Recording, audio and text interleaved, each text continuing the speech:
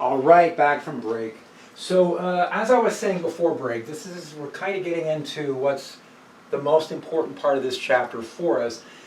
We've developed what we call the Schrodinger equation, that is keeping track of the energies of the particle, and what that predicts for us is that if I have a particle like an electron that's being confined to any region, and it's confined in kind of a simple way. It can be within a region of L. L is the length of this, that needs an L on it right there. So L is the width of this region, but it can't be outside. So it's a very sharp cutoff in terms of the probability. So in this simple model, the wave function that satisfies all the requirements would be given by a normalization constant A times the sine function times n pi x over L. Now, when x is equal to 0, the wave function goes to 0. That's straightforward enough. But when x is equal to L, so at this edge, x equals 0. At this side, x equals L. When x equals L, what we're left with here is the sine of n pi. And the sine of n pi for any integer value of n is 0. So what we've done is we've come up with a series of sine functions that fit what we call the boundary conditions, the requirement that the wave function go to 0 at the edges, and now we're able to write down what all the wave functions look like. Each one of these is a little different, and that comes from changing the value of n from 1 to 2 to 3, etc. Squaring this gives us a probability distribution, and so the probability distributions are positive everywhere. Now in exams, what I tend to do is I will often ask the question of draw, the first 3 or 4 wave functions, and then draw the first 3 or 4 probability distributions, and yes, I'm looking for this needs to look like a sine function, and that needs to look like a sine squared functions. Sine squared functions start off with a slope of 0, and then they rise, and then they come back down to a slope of 0. So pay close attention to those sine functions and sine squared functions, because that's an important part of understanding the properties here. Now, we said that this had to do with a particle. We've looked at this. I'm going to jump ahead. This is what it's all coming from, is from the Schrodinger equation. And this is where we've gone through and derived these formulas. So we had derived these energy formulas. So what I want to do is take a look at, now these are the wave functions. I don't have the probability distribution up here right now, but we saw that earlier. The energies we solved for, this is our energy formula, where n is some integer value. This is the same energy formula, but now we put factors of c in. We can do this either way. With the factors of c in place, hc can be replaced by 1240, and mc squared, if it's an electron, could be 511,000 eV. So even though adding the c's at first look more complicated, it actually simplifies the calculations. Here's an example of using the lower formula, plugging the numbers in, and coming up with a kinetic energy for an electron in the lowest energy state. Now this was based on an electron inside an atom. A typical atom might have a size of 200 picometers. So quantum mechanics predicts a particle such as the electron with this much mass confined to this much distance. The lowest possible quantum state available is energy state 1, and it has 9.40 eV of kinetic energy, right? Now, you guys might be thinking, well, wait, can't the electron just be at rest? Can't the electron have 0 kinetic energy? And the answer is no. Quantum mechanics says a particle confined to a region cannot have 0 kinetic energy. It can't. That's not one of the possible quantum states. So that's an important prediction, because when we look at materials, we find through our observations that This is the way that the quantum states are really there, and they really have these properties to them. So that's kind of interesting. The lowest energy electron has this much energy, and then if you understand electrons are spin half particles, you've maybe heard this in other chemistry or physical science courses, electrons all have to have their own quantum state. So that would say that if this were a region where we wanted to put a bunch of electrons in, we could put actually a pair of electrons, spin up, spin down, in the lowest state, and then a pair of electrons, spin up, spin down here, and then a pair of electrons, spin up, spin down here. Now right now we're still just one-dimensional. It's just kind of a practice example for us, but it's already giving us energies that are pretty familiar. These are typical kinetic energies of electrons in atoms and molecules. That's not an unusual number at all for the kinetic energy. Now, what if we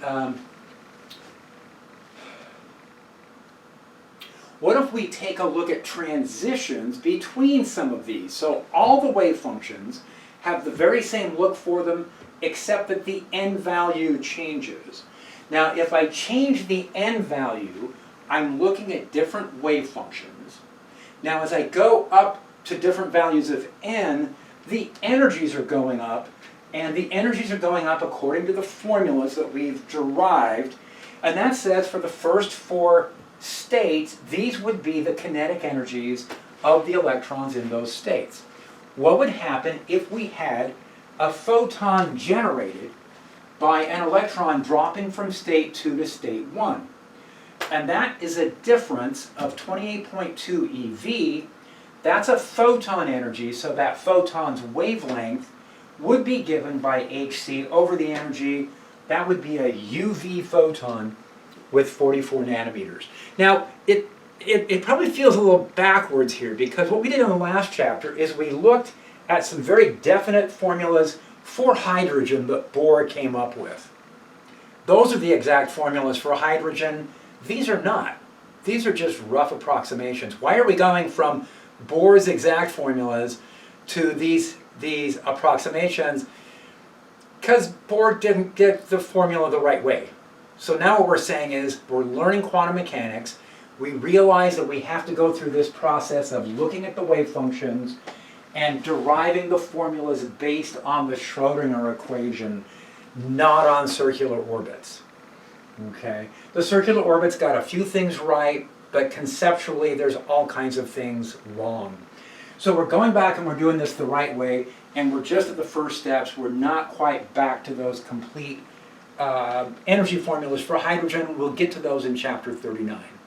Okay? And then we'll once and for all set Bohr's formula aside and say this is the quantum mechanical derivation of those energies. Okay, just to show how flexible our rough model is right now, what if instead of electrons in atoms, what if we said kinetic energies of protons and neutrons in the nucleus? We could use the very same formula, we just have to change L. Electrons in atoms are confined to regions of a couple hundred picometers. Protons and neutrons in a nucleus are confined to about 10 femtometers. Much, 10,000 times smaller. Well, if the length decreases by a factor of 10,000, ooh, look, there's a factor of L squared. Those energies could be enormous. Now there's another factor we've got to consider.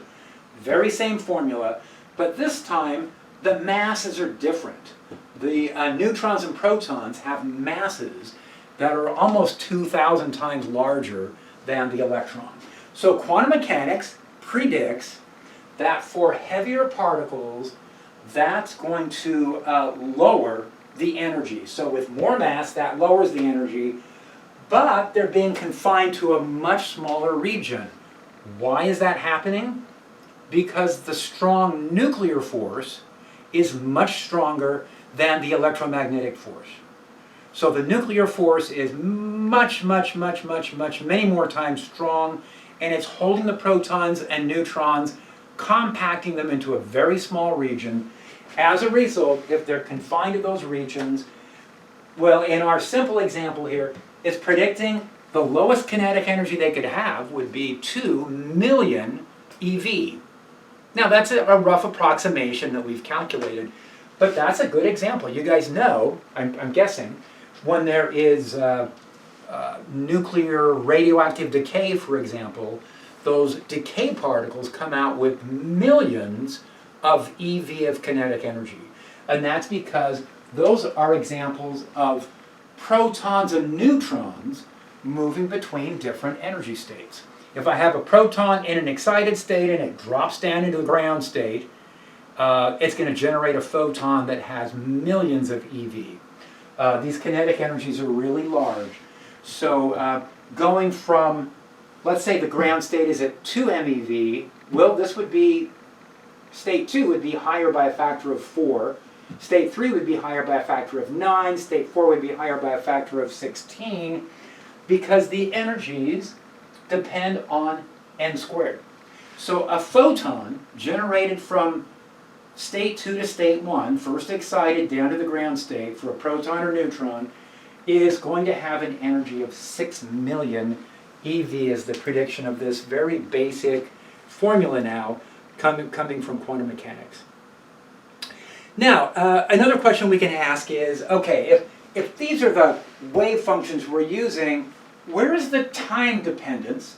And if you go back a few slides, what we found was any particle that is confined within an atom or a nucleus, for example, the time factor can just be added on. It's very simple. We take the wave function in terms of x that we've already solved for, and to add on the time factor, we just multiply by this additional time factor. That doesn't change the wave function all that much. So we can easily add the time portion onto that. All right, here's another example. We've got an electron. It's in an, okay, so what they're calling it is a rigid box or an infinitely deep square well potential.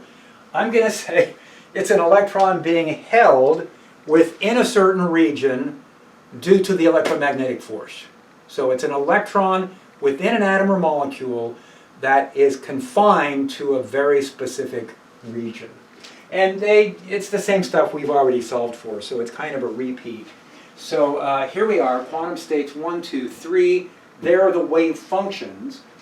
If we square those, we'll get the probabilities. This is what the wave functions look like. They give us the correct boundary conditions. And yeah, it's just kind of a re-derivation of what we've looked at. Now, if any of you guys want to look at this in more detail, any of these things, definitely stop by office hours. What routinely happens during these courses is, you know, we get 1 or 2 students that decide maybe they want to be a physics major, or maybe they want to be a, and that was my case. So when I started out in college, I was a chemistry major, and then as part of being a chemistry major, I was taking all these physics courses, and these turned out to be the questions that I was really, really interested in, and that's what ended up kind of moving me into majoring in physics. I actually graduated in chemistry, but then went back and decided I wanted to get a physics degree. All right, let's see, and I did. So, yeah, this is just kind of a repeat of what we've done before with these energies. And so, same thing as before, the only thing that has changed here, in fact, has that even? So this time, instead of 200 picometers, we're using 100 picometers. I'm using the HC and the MC squared shortcuts. This is what one of those calculations looks like. If we want to calculate the energy of a photon, then we need to take differences. So the energy of the photon generated from the electron dropping from state 2 to state 1 it's a lot. Now notice they used a smaller region, and what the formula here tells us is that any kind of particle, if you confine them to narrower and narrower regions, the energies of the quantum states all get higher. And they get higher like 1 over L squared. So that's an interesting property of nature that we'll come back for. This is actually the reason that solids are solid. Solids are solid because of the electrons. So the electrons inside are resisting being packed into smaller and smaller regions. So next time you're taking a block of iron and trying to compress it into a smaller block of iron and going, wow, this thing is really rigid, it's really solid. Why is that? It's because of the electrons. Compressing a solid material like a block of iron would require, where's the best picture here? Yeah, that's a good one, but this one's, we've done better. Why not? So if I've got a block of iron, I've got all these electrons arranged in all these quantum states, and then if I try and squeeze it, that reduces the L value and requires additional energy because all the electrons now have to have a lot more energy to them. So solids are solid because of the electrons. You're pushing against the electrons, and you're trying to push the electrons into higher kinetic energies. And that's what prevents objects from collapsing. There's an electric magnetic forces are tending to draw the objects together. I think this was the example that we're on. But the quantum effect, it's this quantum effect that prevents a bunch of positively charged protons and negatively charged electrons from just collapsing down to a tiny, tiny, tiny object. Quantum mechanics pushes back. It's this wave function effect. And so just wrapping this up, the energies were at 113 eV. The wavelengths were really short. Okay, now there's what's called a normalization constant out front. What we've been doing with all these wave functions, we have been placing this factor of A out front. Oh, there's one. Okay, so here is the wave function representing, well, the electron. It's just been a constant. It's just a constant value.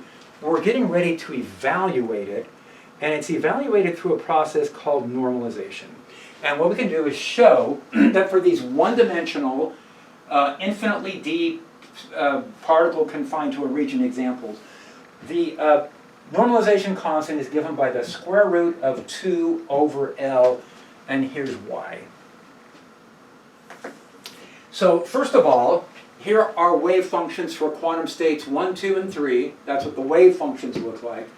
Here are the probability distributions, which are the squares of the wave functions. And we said that since these are probabilities, if I integrate over all the possible probabilities across the entire region, going from 0 to L, that entire integral needs to become 1.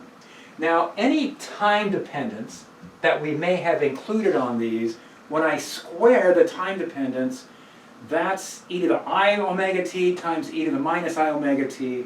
That becomes 1. The time dependence goes away. But for the normalization condition then, we set up an integral that looks like this. No, you don't have to solve this integral. We're going to go ahead and solve it for you. So, and I'm not going to go through the steps even other than saying that for this integral, what we're going to do is take all this stuff inside the sine function and do a variable substitution. If you've taken Math 3B, you've seen a lot of examples of variable substitution. We did some trig formulas here, and what we ended up with is that this integration gives us L over 2 regardless of the value of little n. That normalization constant that we just derived applies to every one of the wave functions. So now we can include it or just leave it off depending on our preference for a particular problem. So here are all the wave functions. Here are the probability distributions. Now again, remember that these probability distributions are sine squared. So they've really got to look like sine squared functions. Take a look, the sine squared functions are smooth down here, they level off to 0. Sine functions themselves don't do that, right? The sine functions themselves start off with a slope, and then they have a slope when they cross the 0. These go positive and negative. Sine squareds don't. Sine squareds in this example are representing probabilities. Probabilities don't go negative. The probability at every location is a positive value. It could go to 0, but it's not going to go negative. And so, anyway, this is just another derivation of the same normalization constant. Okay, what would be the probability at different locations for a particle confined into some region? So again, this could be an electron inside an atom, for example. And this is what the wave function looks like. It's my nice sine function. This is the wave function squared, which means it's the probability distribution. And that starts out level and then comes up and comes back level. That little section right there, I can take a little bit of the probability and say that there's a width of dx. Now, here's one way to think about this. They've been telling us that the length here is 100 picometers. So this end of the region we're saying is x equals 0. And this end we're saying is x equals 100 picometers. The point right in the middle would be at 50 picometers. So the point right in the middle would be at a value of x equals 50, and it would have a width, let's say it's got a width of 1 picometer. I'll divide this up into many really thin regions. So it's a region with width 1 picometer, out in the middle where x is equal to 50. Now, here is the wave function itself, and now we have the normalization constant in place. We can actually carry out full numerical calculations of probabilities.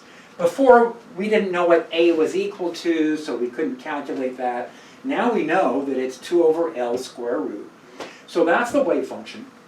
With the time dependence in place, when we square it, when we modulus square it, the time factor becomes 1. Modulus square of that exponential part just becomes 1. It becomes e to the 0 power, and e to the 0 is equal to 1. So what we're left with then just has x dependence, and what we can do is we can say that a little bit of probability then comes from taking this wave function and multiplying it by dx. So the wave function squared is the height of that little rectangular box at the center, and it has a width of dx. So I'm going to get this much probability, and then we can plug numbers in. So the probability within that narrow, thin strip, there is my normalization constant, 2 over 100 picometers.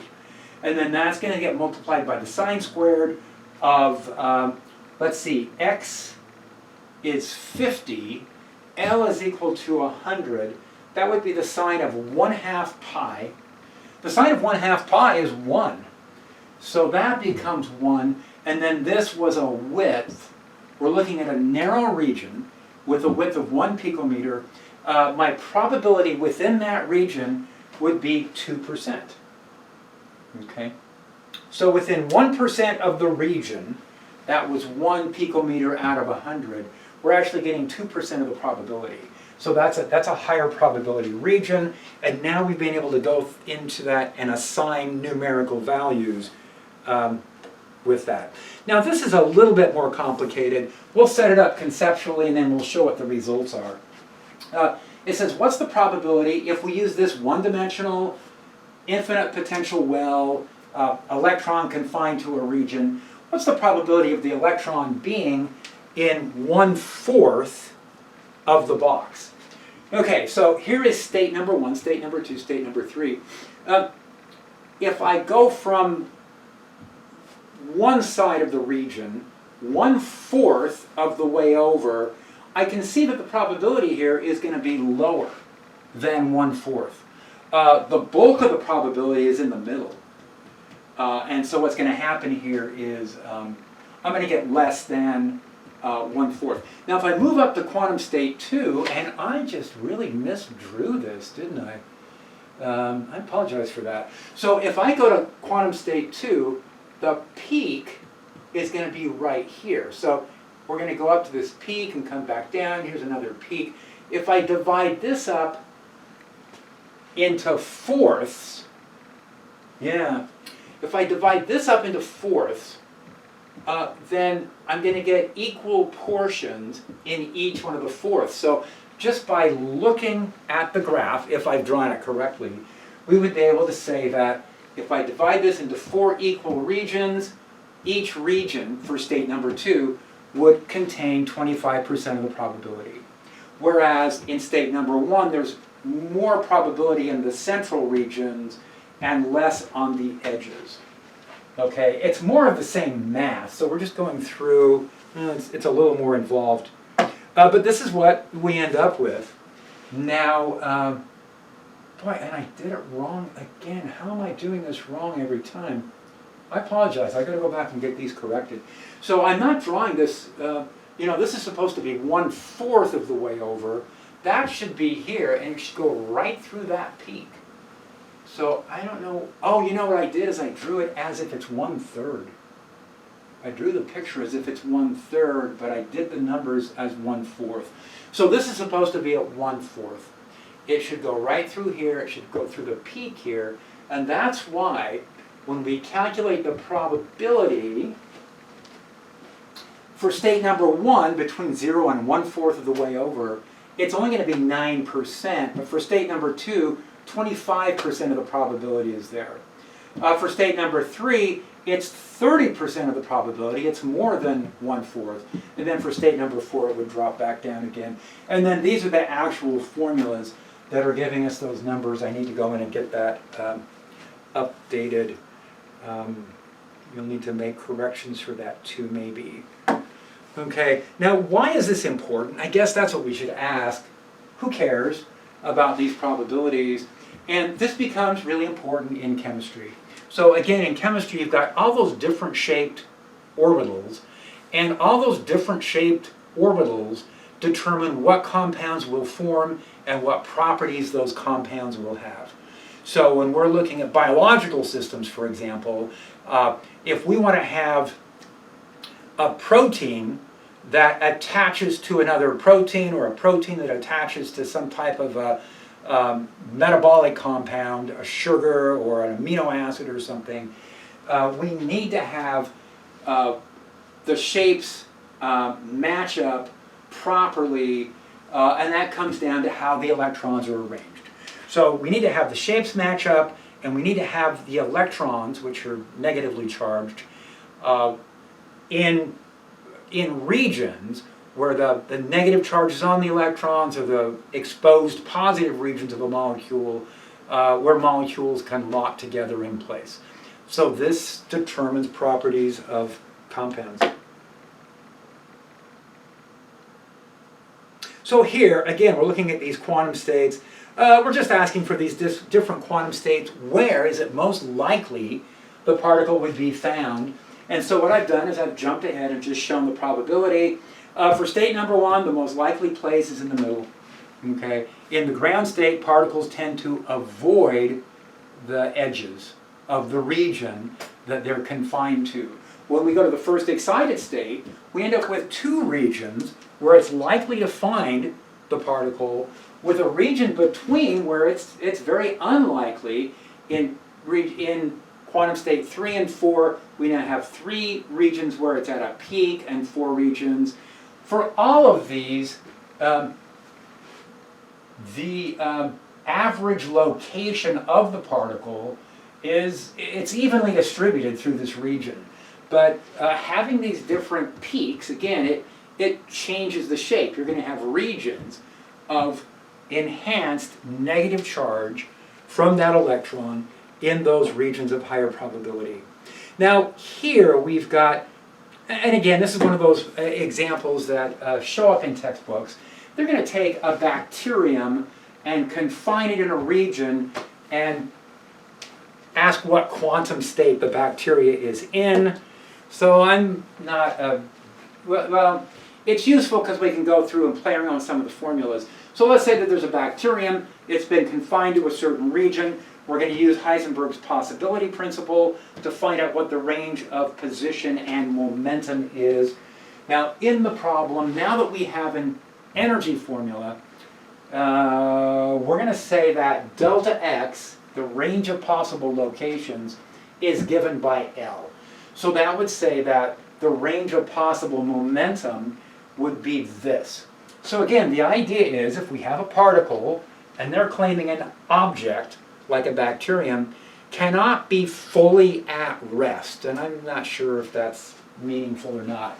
They're saying it can't be at rest. The lowest possible quantum state would already require the bacteria to have a certain amount of momentum, or at least a range of possible momentum. Okay, this is actually more interesting. We're going to move on from one, for me, we're going to go on from one dimension into three. The math gets more complicated, so again, if you guys want to see any of the details on this or stop by or and discuss any of this, absolutely, I am available, lots of office hours. But what we can do is, in going to 3 dimensions, what we need to do is include not just momentum in the x direction, but momentum in the y and momentum in the z. So I've got additional partial derivatives. Everything else looks the same. Now the wave functions need to be 3-dimensional. When we actually solve that equation for, let's pick an easy shape. Let's say that we have a particle, it's an electron it looks like, and it's being confined into a cubic region. So the region of confinement is a cube. Well, the wave functions look like this. We're not going to go through and justify all of this. We're just going to write this down. You can test it yourself. It's some of the derivation is shown, but this is the solution for a particle confined to a 3-dimensional cubic region. It's a product of sine functions.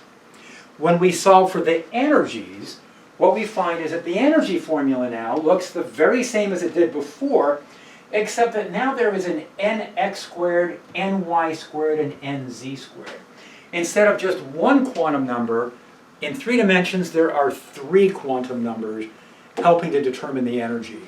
Now, I'm going to switch over and start using kinetic energy because that's what these examples are keeping track of.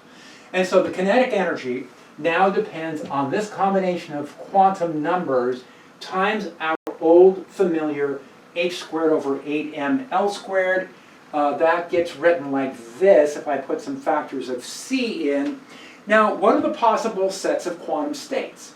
Well, the lowest possible energy quantum state would be where nx, ny, and nz all are just 1.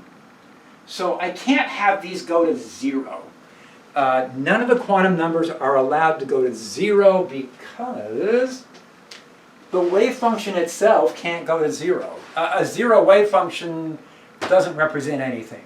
So the n values, lowest possible values for nx, ny, and nz, a product of sine functions, lowest possible set of values are 1, 1, 1. Now, when I go to the first excited state, I've got options. I could go to state 1, 1, 2, or 1, 2, 1, or 2, 1, 1. And if I go to the next set of states, I could go to 1, 2, 2, or 2, 1, 2, or 2, 2, 1. Now I can write down, using the formula, how much kinetic energy each quantum state would correspond to. And what we're finding is there is just one lowest ground state, but there are actually 3 excited states at that next level of energy. And if I go to the next level of energy, again, there are 3 possible states. So if we had a photon generated from this excited state back down to the ground state, that would be from state 1, 1, 2, going down to state 1, 1, 1, that would be this much energy minus this much energy. So I did want you guys to get a chance to see, when we move into 3 dimensions, there is this additional complexity, but what we find is that things start to look like chemistry class. So what would the wave functions look like for this simple model?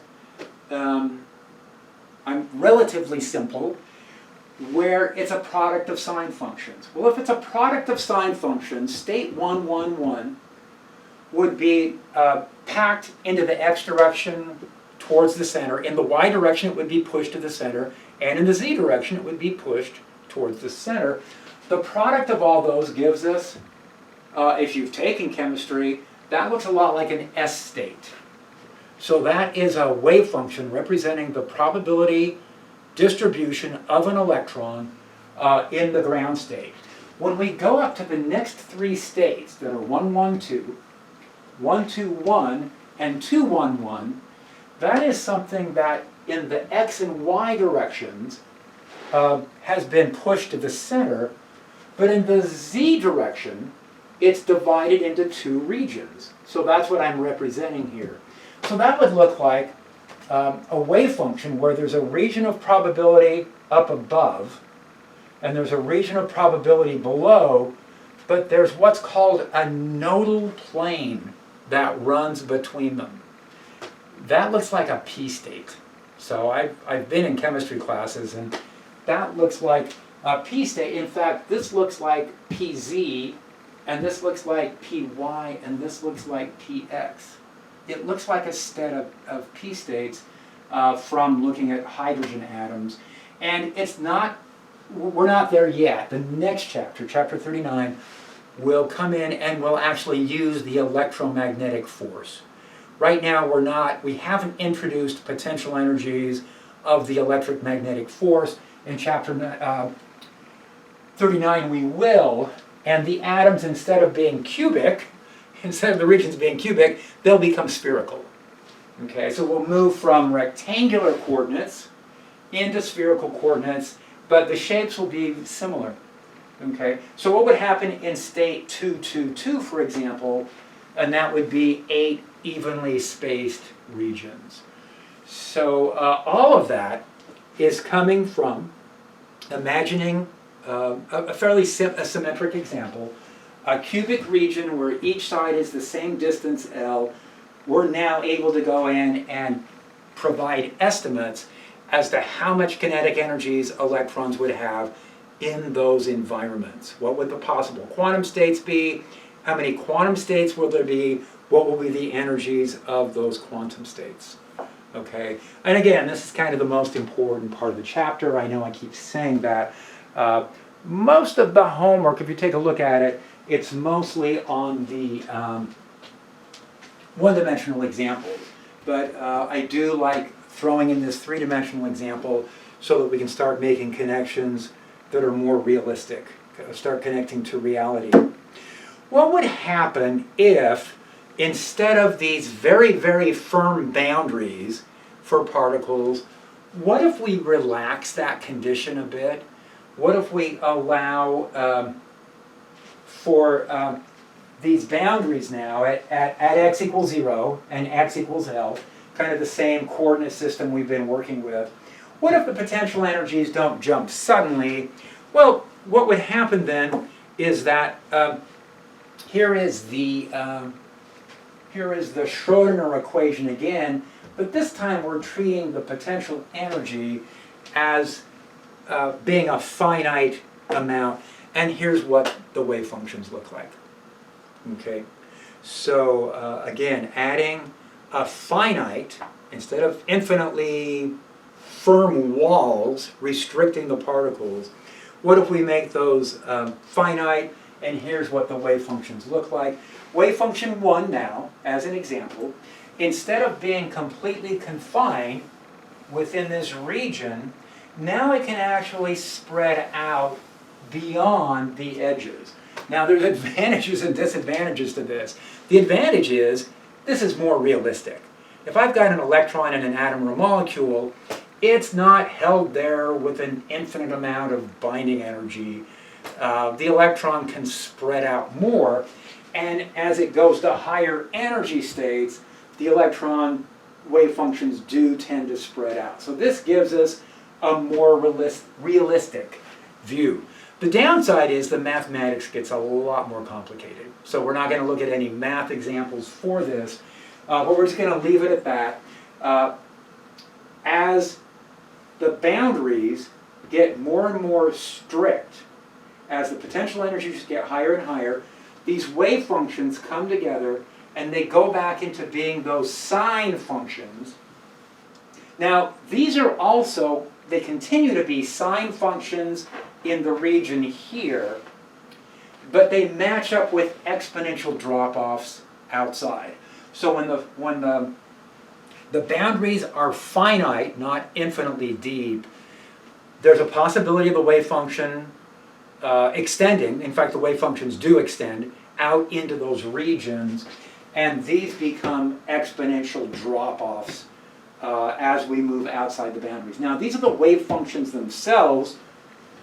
These are the probabilities, and the probabilities are coming from squaring those functions. So in this region, we continue to get sine squared functions. I don't think they've drawn them quite right. Because if it's just, anyway, these are going to continue to have oscillations in the probability inside. The probabilities stay positive. They don't go negative. The wave functions can be positive or negative. The probabilities are squared. They're always going to be positive. But you can see we're still seeing the probability builds up in the center for the ground states. And then it divides into 2 regions in the first excited state, and then it divides into 3 regions. So, you know, stare at these diagrams and flip back and forth through the notes. I know it's different, right? Quantum mechanics, totally unexpected when it was being discovered. And here's another interesting effect that quantum mechanics predicts. Quantum mechanics predicts that if you have a particle at a particular energy in a region, and it runs into something. So here's a particle coming in with a certain amount of kinetic energy, and it encounters something with a potential energy barrier that's higher than the kinetic energy that the particle has. Classically, we would say that, well, the particle cannot go through the barrier if at any location the barrier has a potential energy that's higher than the kinetic energy of the particle coming in. Quantum mechanics says no. You can actually, what's called tunnel. So a particle encountering a barrier, there's a certain probability that it can be found beyond the barrier. So the effect is called tunneling. There's kind of an inside joke in physics. You know, if you misplace your keys, and you know, and you find them in an unexpected location, you say, "Oh, they must have tunneled." You know I put the keys in this container over here. They must have tunneled over onto my desk. So anyway, this is an effect called tunneling. It's very interesting. It shows up in a number of different applications. Okay, we have done it. We have gone through chapter 38. I think we've got just a couple minutes left here. I'm going to do a quick summary, and then I think you guys deserve maybe finishing up a bit early. You've been very patient before. So there is this idea of the Heisenberg possibility principle, which we ran into here, relating questions about where is the particle located, how much momentum does the particle have, and that there are going to be ranges of possible answers to those questions. There's not going to be one definite value for the location. There won't be one definite value for the momentum of the particle. This is what the Schrödinger equation looks like. These are some of the energy formulas that we've come up with. Okay, I'm going to go back and just end on, I guess, my favorite picture. So here we go. Full-blown quantum mechanics. It's three-dimensional. This is examples of what some of the probability distributions look like for an electron inside an atom or a molecule, or this could be wave functions of protons and neutrons inside the nucleus. So quantum mechanics is going to apply to all of those. So definitely, you guys have questions stop by office hours. Take a look at the homework. So the homework is going to give you a good idea of what expectations are for this chapter. You know, what kind of things should you be able to, what kind of problems should you be able to set up and solve. And a good part of this is going to be conceptual. You know, along the way we've drawn a lot of diagrams, energy diagrams, diagrams showing what the wave functions look like, what the probability distributions look like. Those are going to be an important part. So I hope to see many of you in office hours.